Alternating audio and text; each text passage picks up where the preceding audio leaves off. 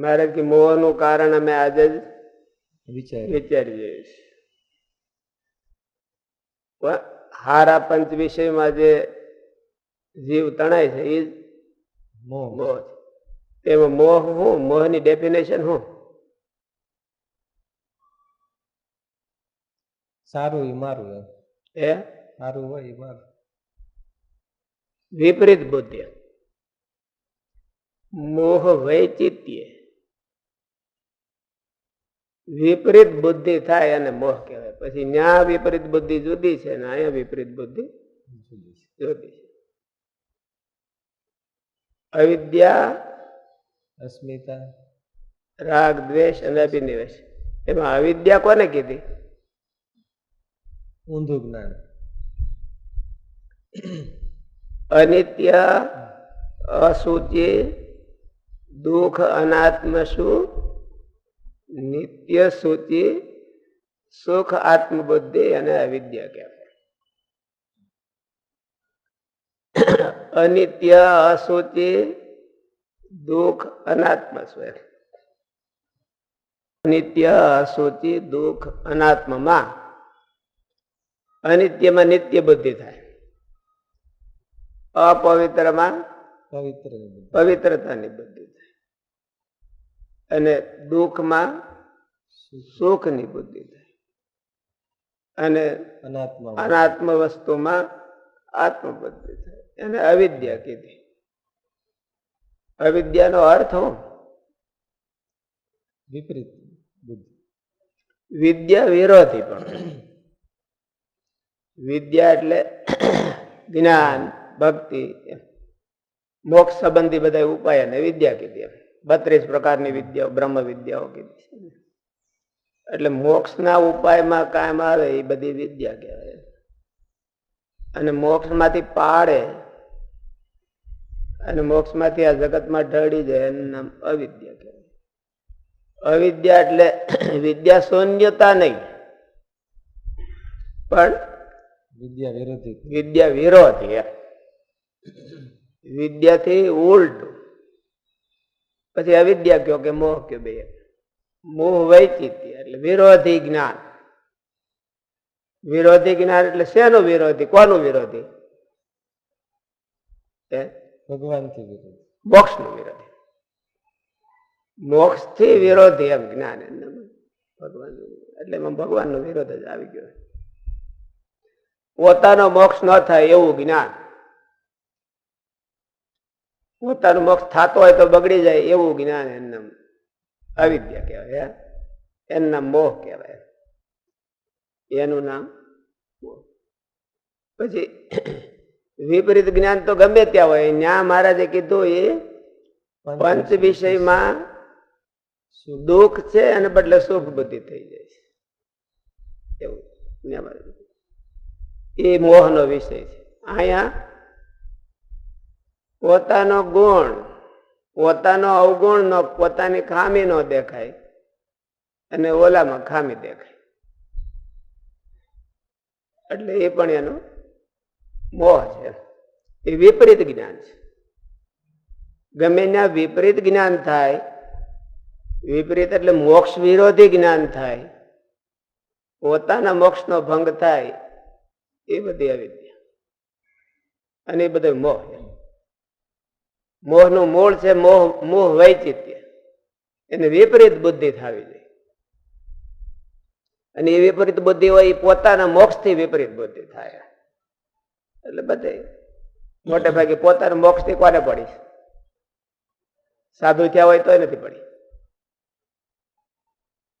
અમારું આમ કે રહેવું જોઈએ, અમારો મોક્ષ થવો જોઈએ એવું નહીં. અમારું ધાર્યું થવું જોઈએ કે અમારે બસ મનગમતું થવું જોઈએ એવું હોય. સાધુ થયા હોય અમારો મોક્ષ થવો જોઈએ પરાયણે, એવું કોઈને તાલાવેલી પડી? એટલે મોહ કીધું. મોહ છે. અવિદ્યા ક્ષેત્રમ ઉત્તરેષામ. રાગ દ્વેષ એને લઈને થાય છે. અભિનિવેશ એ બધા પંચ વિષયમાં રાગ, પંચ વિષયમાં દુઃખ બુદ્ધિ જ હોય, એમાં સુખ બુદ્ધિ ન હોય. પંચ વિષયમાં દુઃખ બુદ્ધિ જ હોય અને છતાંય પછી પોતાના વિશે ગુણ એવું હોઈ શકે. અહમ અહમ તો એનાથી ઉપર છે ને. પંચ વિષય અને અહમ એ બે જુદું જુદું છે. મારે કીધું કે પોતાની સેવા કરનારામાં જેવું હેત થાય છે એવું તો પંચ વિષયમાં પંચ વિષયમાં નથી. તો અહીંયા શું આવે છે? એટલે દેહાદી. એને પંચ વિષય માણસ છે, આ ગ્રહસ્થ ભક્ત છે, એને પંચ વિષયમાં એટલી બધી ભોગવવાની એટલી બધી માલિપા તો પડ્યું હોય, પણ એ પંચ વિષયનો ત્યાગ હોતે કરે. શું કરવાને? હગાહાય માટે. ઘરવાળા છોકરાઓને માટે પોતે પંચ વિષયનો ત્યાગ કરીને એને દે દે. એટલે પોતાના સેવા કરનારા અને પોતાનું દેહાભિમાન એ પંચ વિષય કરતા પણ આગળ હોય છે. એટલે પંચ વિષયમાં કદાચ આસક્તિ હોય, એટલે આસક્તિ હોય નહીં, દેહાભિમાન જ મૂળ છે પંચ વિષયનું, પણ હોય નહીં. પણ ક્યારેક એવા સંજોગોમાં પંચ વિષયનું એને દૂર કરે હોતે. પંચ વિષયને એટલું બધું મહત્વ ન આપે, એને કરીને એને મોહ વયો ગયો એવું નથી. આ મોહ ઊંડો કે મારે જે ઓલો મોહ ઊંડો કીધો, અહીંયા મોહ કીધો છે એ ઊંડો કે પેલા વચનામૃતમાં કીધો એ ઊંડો? આ જ ઊંડો. આ પોતાને વિશે ગુણ અને ભગવાનના ભક્તને વિશે અવગુણ, એ મોહ જાવો કઠણ. પોતાના વિશે ગુણ ભાવ છે એ કોઈ વાત જાતો જ નથી. પોતાના વિશે ગુણ ભાવ ને તો મહારાજે ઠેઠ ક્યાં બધી ઉપર વટ કહી દીધો. ભગવાનની સેવા કરી હોય જેને અને ભગવાનનો દર્શન થયું હોય એને આ જન્મે એના જન્મમાં તો ન ખૂજે, એને આ જન્મે પોતાનો અવગુણ આવે એવું મારે જોયું. એટલે આ બહુ મોહનું મૂળ ઊંડું છે, વિપરીત ભાવના છે. એને ભગવાનના ભક્તમાં ગુણ દેખાવો જોઈએ અને પોતાની ખામી દેખાવી જોઈએ, તો એ મોક્ષ માર્ગની સાચી બુદ્ધિ કહેવાય. એને મોહ બુદ્ધિમાં થાય છે માણસ. એટલા માટે મહારાજ એવું કીધું કે બુદ્ધિનો સંગ અમે વિસારી દીધો.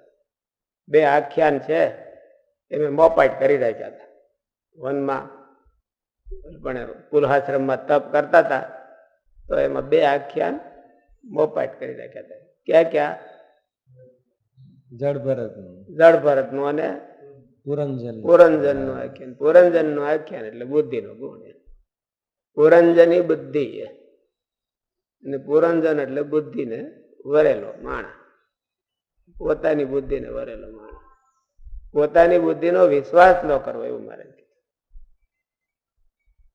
કોનો કરવો? તો ભગવાનના ભગત નો કરવો, શાસ્ત્રનો વિશ્વાસ કરવો, ભગવાનના ભક્ત નો કરવો. પોતાની બુદ્ધિનો વિશ્વાસ ન કરવો. અને પોતાની બુદ્ધિનો વિશ્વાસ ન કરે એવો ત્યાગ અમને ગમે છે. ઋષભદેવ ભગવાનને સિદ્ધિઓ આડી આવી હાજર થઈ કે મહારાજ અમને ગ્રહણ કરો, પણ ઋષભદેવ ભગવાને ગ્રહણ ન કરે. શું કરવાને? ત્યાગીઓની શિક્ષાને માટે. પણ ત્યાગીઓ કોઈ એવી શિક્ષા લે જ નહીં.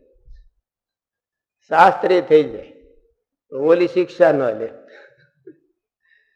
ઋષભદેવ ભગવાનની શિક્ષા ન લે. એની શિક્ષાને માટે શું શિક્ષા? મનનો વિશ્વાસ ન કરે, બુદ્ધિનો વિશ્વાસ ન કરે. નકુર્યાત કરહિચિત સખ્યમ મનસી યનવસ્થિત યદ વિશ્રમવાત ચિરાત ચીર્ણમ ચસ્કંદાત ઐશ્વરમ. ભલ ભલાને ગોથા ખવડાવી દીધા છે.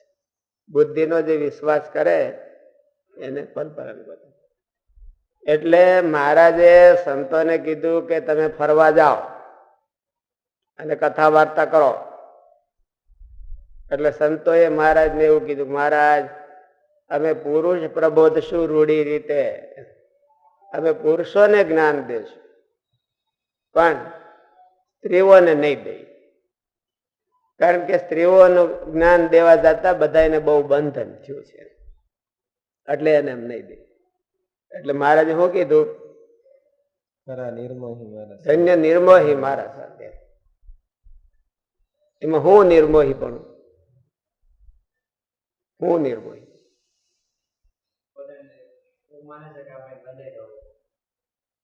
તો નિર્મોહી પણ ક્યાં છે? એને એટલો તો વિશ્વાસ હોય ને કે હાવ એવું હોય, હાવ બકાલી થોડા હતા એ બધા કે અમે નહીં બંધાય, એ બકાલી હતા, નહીં બંધાય. તો ઋષભદેવ ભગવાન ને એવું હતું કે હું બંધાઈ જાય? ઋષભદેવ ભગવાન કે બોલે ત્યાગ શું કરવા કે સિદ્ધિઓ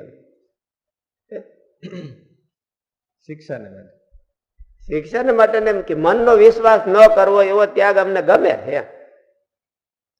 એટલે સંતોને વિશ્વાસ તો હતો કે અમે બંધાઈએ નહીં, પણ તોય મનનો વિશ્વાસ ન કર્યો. એને મનનો વિશ્વાસ ન કર્યો કે ભાઈ અમે વાંધો નહીં મહારાજ તમે કહો તો અમે તમે તમારે ન્યા હોતી જઈ આવશું. અને દોષીઓને હું ને દોષીઓને જ્ઞાન દેવું એટલે બીજું શું ન્યા એક અમારે રમત વાત થાય એમ દી આવશું બધા, બધી દોષીઓને મુક્ત કરી દઈ. એવી બહુ સાફાઈ ન મારી.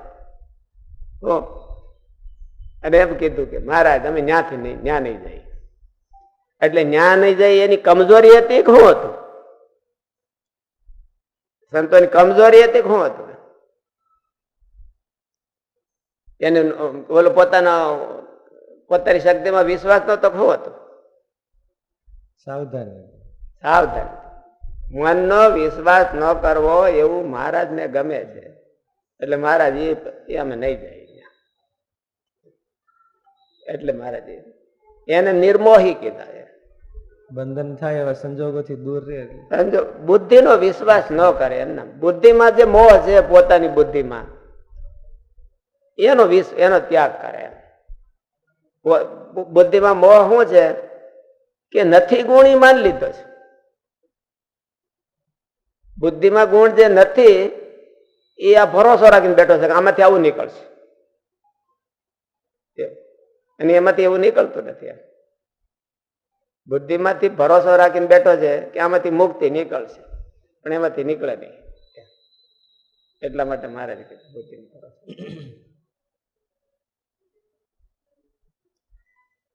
એટલે એનો ત્યાગ કરવો. બુદ્ધિની સલાહનો ત્યાગ કરો અને ભગવાનના ભગતની સલાહને એક્સેપ્ટ કરવી. એટલે માટે મહારાજે અહીંયા આ એનાથી ઊંધું છે.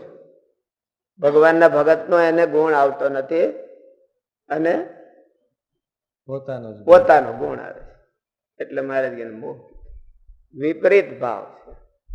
વિપરીત વચનામૃતમાં મહારાજ મોહની વ્યાખ્યા આપતા કહે છે કે જ્યારે હૃદયને વિશે મોહ વ્યાપે ત્યારે એ જીવને પોતાનો અવગુણ તો સૂજે જ નહીં. બહુ મોટી વાત છે. શાસ્ત્રીજી મહારાજ એમ કેતા નવા સંતો હતા ત્યારે કે પાઇટ લેવી, એમ માળા ફેરવો છો, સ્વામિનારાયણ સ્વામિનારાયણ એવી એક માળા આ ફેરવાની. હું અધૂરો છું, હું અધૂરો છું, હું અધૂરો છું, મને ઓછી ખબર પડે છે, મને ઓછી ખબર પડે છે, એવી એક માળા ત્યાં ફેરો થાય. હું તો મહારાજે ગુરુ મંત્ર કે ઓલો મંત્ર કીધો છે ને, દીક્ષા મંત્ર ગુરુ મંત્ર એ શું હોય છે? માન્યતા. બ્રહ્માહમ કૃષ્ણ દાસોસ્મી એટલે શું એનો અર્થ? અધૂરો. દાસ એટલે અધૂરો. દાસ એટલે અધૂરો અને બોસ એટલે પૂરો. હું દાસ છું એટલે ઓલો મંત્ર નો જપ કરવાનો હોય છે. પૂજામાં જ બરોબર જપ કરવાનો, તાજુ મગજ બીજું કઈ કર્યું ન હોય ત્યાં એનો જપ કરવાનો હોય છે કે હું બ્રહ્માહમ કૃષ્ણ દાસોસ્મી, બ્રહ્માહમ કૃષ્ણ દાસ. હું કોઈક નો સેવક છું. સેવક તો અધૂરો જ હોય ને. સેવા ધર્મ પરમ ગહનો યોગી નામ અપ્યગમ્ય. યોગી થઈ જાય તો એને સેવા ન આવડે, તમને ન આવડે બહુ સેવા. કે નહીં? તમને તો આવડે છે. એટલે યોગી થઈ જાય તો એને સેવા ન આવડે, એને સિદ્ધાય આવડે, એને બોસિઝમ આવડે. યોગી ના અપ્યગમ્ય સેવાધારમાં પારમગાહ. એટલે પોતાને પ્રમાણિકતાથી સેવક માનવો એ દુર્લભ છે. મજબૂરીથી સેવા કરીએ છીએ આપણે, એ વસ્તુ તો જુદી છે. પણ પોતાને જો એ દિલથી સેવક માને તો એની ખુમારી જુદી હોય. કોનો સેવક?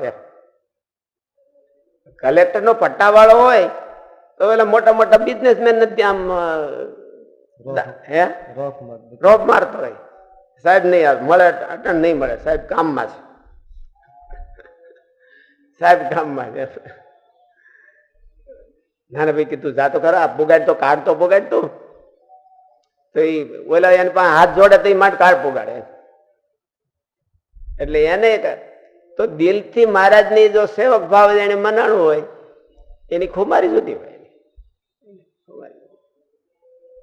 નિષ્કુળાન સાહેબ એવું લખ્યું, જેને માયનું પોતાને માયનું સેવક પણ એથી હું ઓલું પરચામાં લખ્યું છે ને, એને આ જગતમાંથી એનાથી હું કામ ન થાય.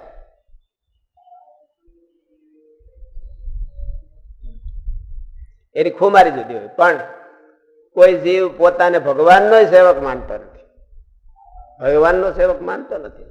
ભગવાનનો સેવક માને તો એ ધન્ય થઈ જાય.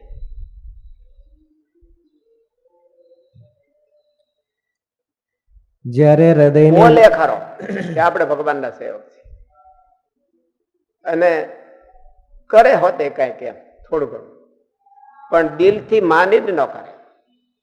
આ વ્યવહાર છે, મજબૂરી છે એટલે એમ કરે. પણ દિલથી માનીને સેવા કરે તો ભગવાનની સેવા છે એ તો ક્યાં પોગાડે એને? ભગવાનની સેવા તો ક્યાં પોગાડે? કઈ એનું માપ ન આવે ભગવાન. જ્યારે હૃદયને વિશે મોહ વ્યાપે ત્યારે એ જીવને પોતાનો અવગુણ તો સૂજે જ નહીં. માટે પોતાનો અવગુણ ન સૂજે એ જ મોહનું રૂપ છે. મહારાજે કીધું, બોલે પણ કીધું વિશેષ ભ્રાંતિ થઈ જાય એટલે જજમેન્ટ હરખું નથી આવતું. જજમેન્ટ હરખું નથી આવતું એ શેણે કરીને નથી આવતું? રાગે કરીને. રાગે કરીને. અહીંયા હોતી ભ્રાંતિ થઈ જાય. અહીંયા જજમેન્ટ હરખું નથી આવતું એ શેણે કરીને નથી આવતું? અહમ. એટલે આ બધા મોહના કારણ. રાગે કરીને એક વખતે આપણો જીવ તણાઈ ગયો રાગમાં, પછી જજમેન્ટ ક્યાંથી હરખું આવે? તે ક્યાં સુધી નથી આવતું? મહારાજે ક્યાં સુધી કીધું? બ્રહ્માદિ કીધું. મહારાજ કે અમે તો ધામમાં ગયા તો અમારો જીવ અમે તો એમ કે ભગવાનમાં વળગી ગયા, તો કોઈ વાત અવાતું જ નતું અહીંયા. પછી કોઈક ભક્તે આવીને પ્રાર્થના કરી અમારી, ત્યારે અમારે ભગવાનનું સ્વરૂપ મૂકી અને અહીંયા દયા કરીને અહીંયા અવાડે. પણ બીજાને કેમ અવાતું છે? તો અમે મહારાજ કે અમે આજે જ વિચાર કર્યો કે એમાં પંચ વિષયમાં રાગે કરીને એને અહીંયા અવાય છે. નકર ત્યાં તો અહીંના કરતા ઘણું સારું છે. એટલે પંચ વિષયમાં રાગે કરીને નહીં પણ મોહે કરીને. રાગ હોય ને તો હજી એને હુજે ખરું કે આના કરતા આ સારું છે, પણ મોહ હોય તો એને સારું પડખે પડ્યું હોય તો ન હુજે. બેટર હોય. મોહનો અર્થ શું? બેટર નો ત્યાગ કરીને કૂચાને પકડવો. બેટર નો ત્યાગ કરી અને કૂચાને પકડી લો, એનું નામ મોહ. મોહ હોય એટલે સારી વસ્તુનું ગ્રહણ કરે. હજી રાગમાં તો ચાન્સ ખરો હોય. જો કે રાગ મોહનું કારણ છે, એટલે રાગ આવે એટલે પછી આંખું બંધ કરી દે, આંધી આવે, પણ એની શરૂઆત છે. એટલે બેટર વસ્તુને એનો ઓળખી ન કે અને પકડી ન એટલે એને મોખી તમારે અહીંયા શું છે એમ ત્યાં તો મહારાજ કે રાગે કરીને એને ભગવાનનું સ્વરૂપ મૂકી અને ત્યાં જગતમાં આવે છે. જગતમાં હું પંચ વિષય મળે ને, એટલે જગતમાં પંચ વિષય મળે એટલે. અને શાસ્ત્રકારોનો સુર શું છે કે ક્યાં રાગે કરી, ક્યાં રાગે સ્ત્રીની રાગ. ત્યાં મેરેજ તો થાય, અક્ષરધામમાં બી ગયા તો પછી ક્યાં જાય? કોઈ મેરેજ કરવા વાળું જ મળે નહીં. એટલે મેરેજ કરવા હાટું અહીંયા આવે છે. જન્મ ધરી ધરી મેરેજ જ કર્યા ન કરા, એટલે મેરેજ કરી રાખે. અને અક્ષરધામમાં જાય તો મેરેજ કરતા સુખ સારું, પણ હવે મેરેજ કરવાના ન મળે. આને તેમ કે ભાઈ સુખ નું અમારે જોતું નથી, મેરેજ કરવા જાય તો અમને દુનિયાનું દુઃખ આવો અમને કબૂલ છે, પણ અમારે એ કરવા છે, મેરેજ કરવા છે. મહારાજ એવું કીધું છે. મહારાજ કીધું પંચ વિષયમાં રાગે કરીને અક્ષરધામમાંથી પાછો આવે છે એ શું રાગ છે? સ્ત્રી રાગ. એ શું કરવાની? સ્ત્રી જ રાગ શું કરવાની? એમ તમે ક્યાં આધારે કયો? ક્યાં આધારે કયો? ગ્રંથિ તો ક્યાં એમાં તમારે આધાર શું કે ભાઈ ત્યાંથી આવ્યો તો હારો બંગલો જોઈને બંગલામાં રાગ છે, એમાં બંગલાના રાગમાં આવ્યો તો એમ એમ કેમ તમને કહી શકો? અને ઘરવાળાના રાગમાંથી નથી, અહીંયાથી ભગવાનમાંથી અહીંયા આવે છે, એવું તમે શું કરો કયો? વિનિગમના શું તમારી પાસે? હું સ્વામીજીને ક્યાં ખુજું લાગે છે?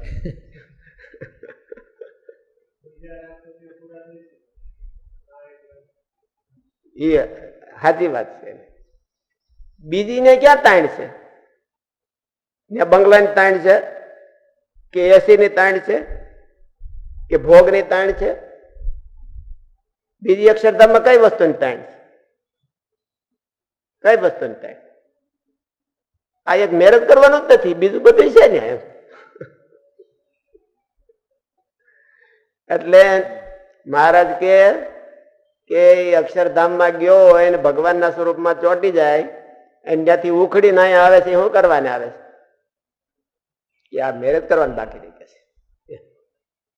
મેરેજ કરી લીધા હોય ને સમાધિ જાય એનું શું? હે ઘરવાળા હોય ને એટલે મેરેજ કરી લીધા એટલે પતિ થોડું ગયું છે કઈ, ખાલી મેરેજ કરીને જાઓ હવે તમે તમારા ઘરે ને અમે અમારા ઘરે, એવું થોડું છે? એટલે એ મોહનું કારણ છે. ના મહારાજ એ મોહનું કારણ કીધું. વિશેષ કરીને ભ્રાંતિ થાય છે. ભ્રાંતિ હો મેરેજમાં વધારે સુખ હશે કે મહારાજમાં હશે? જજમેન્ટ નો આપી શકે, ક્લિયર જજમેન્ટ નો આપી, જજમેન્ટ ન લઈ શકે એટલે ઘડીક થાય તો આમ થાય તો બે ત્રણ જણા આવી કે મહારાજમાં તો બહુ સુખ છે, તો કે હે ત્યાંથી તું અહીં અર્ધે વી આવ્યો પાછો. પણ ઓલો રાગ છે એ એને અહીં ખેંચે છે અને શાસ્ત્ર એને ઓલે પણ ધકેલે છે, એટલે બે માં હાલક ડોલ થાય છે. એને મહારાજ કે વિશેષે કરીને ભ્રાંતિ થઈ છે. વિશેષે કરીને રાગ એને વિશેષે કરીને ભ્રાંતિ કરે છે. અહીંયા કોણ ભ્રાંતિ કરે છે? અહમ ભ્રાંતિ કરે. અહીંયા પોતાનું કઈક અહમ હોય ને એ ભ્રાંતિ કરે છે કે આપણને તો જાજુ ખબર છે, મને તો કોમ્પ્યુટરનું જ્ઞાન છે ને કોમ્પ્યુટરમાં તો કેટલું બધું નોલેજ પડ્યું છે, એ તો બધું જાણીએ કે છે એમ. અને ભગવાનના સત્પુરુષને તો કોમ્પ્યુટરનું જ્ઞાન ન હોય તો એ તો અલ્પ કહેવાય એમ. એટલે એને પોતાનો ગુણ આવે છે અને ભગવાનના સત્પુરુષનો ગુણ નથી આવતો. એમાં ગુણ છે એ દેખાતો નથી, પોતાની ખામી નથી દેખાતી. પોતાની ખામી નથી દેખાતી એટલે એને ભ્રાંતિ થાય છે. ભ્રાંતિમાં ઊંધું જજમેન્ટ આવે છે.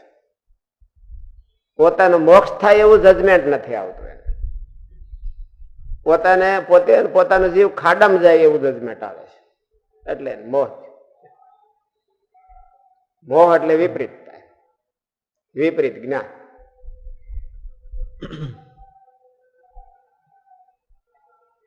મહારાજે ગરડા મધ્યના પહેલા વચનામૃતમાં પણ મોહ વિશે ચર્ચા કરી છે. ત્યાં મુક્તાનંદ સ્વામીએ પ્રશ્ન કર્યો છે કે હે મહારાજ, મોહનું શું રૂપ છે? તેના ઉત્તરમાં મહારાજ કહે છે કે મોહનું રૂપ તો મનને વિશે ભ્રાંતિ જેવું થઈ જાય એ જ જણાય છે. જ્યારે પુરુષના હૃદયમાં મોહ વૃદ્ધિ પામે છે ત્યારે મનમાં વિભ્રાંતિ વિશેષ થાય છે. પછી આ કરવા યોગ્ય અને આ ન કરવા યોગ્ય એવો વિવેક રહેતો નથી. એ મોહ થવાનું કારણ જણાવતા કહે છે કે મોહનું કારણ છે તે પંચ વિષય જ છે.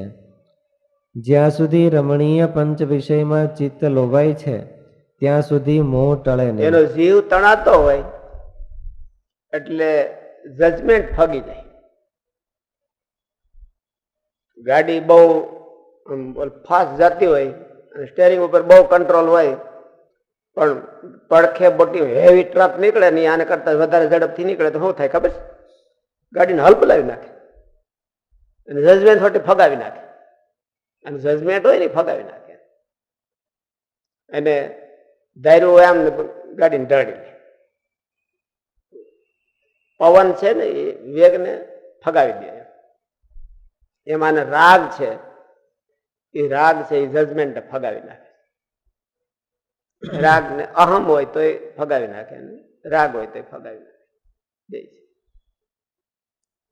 એ મોહ થવાનું કારણ જણાવતા મહારાજ કહે છે કે મોહનું કારણ છે તે પંચ વિષય જ છે. જ્યાં સુધી રમણીય પંચ વિષયમાં ચિત્ત લોભાય છે ત્યાં સુધી મોહ ટળે નહીં.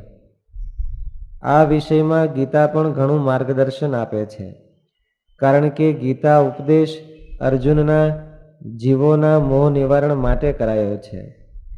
ગીતા સાંભળીને અર્જુને સીધો એકરાર કર્યો છે કે નષ્ટો મોહ સ્મૃતિર્લબ્ધા તત્ પ્રસાદાન મયાચ્યુત સ્થિતોસ્મી ગત સંદેહ કરીષ્યે વચનમ તવ. અને શરૂઆતમાં પણ ભગવાન અર્જુનને કહે છે કે કુતસ્ત્વા કશ્મલમિદમ વિષમે સમુપસ્થિતમ. અહીં પણ કશ્મલ શબ્દથી મોહનો જ નિર્દેશ કરે છે. પેલા અર્જુનને શ્રી કૃષ્ણ ભગવાનમાં ભૂલ દેખાતી. કથમ ભીષ્મમાં હમ સંખ્યે દ્રોણમ ચ મધુસૂદન. તમે હું આવી બધી વાતો કરો છો? સમજોશ કે કઈ નહીં?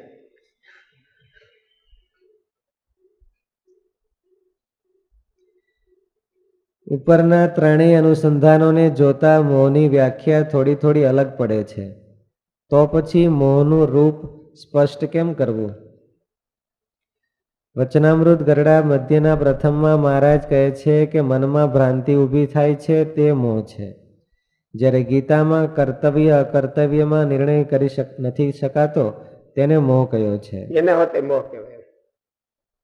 અકર્તવ્યમાં તણાઈ જાય, કર્તવ્ય હોય ત્યાં ન તણાય, એટલે એને ગીતામાં મોહ કીધું. મહારાજે પહેલા વચનામૃતમાં કીધું કે પંચ વિષયમાં રમણીય પંચ વિષયમાં તણાઈ જાય, ભગવાનમાં ન તણાય, એને મોહ કીધું. અહીંયા મહારાજ એવું કીધું કે પોતાનો એમ કે અવગુણ ન દેખાય અને ભગવાનના મોટા ભક્તનો અવગુણ દેખાય તો એને મોહ કીધું. વિભ્રાંતિ થવી જોઈએ ગમે તે. કર્તવ્ય એ મોહ જ છે.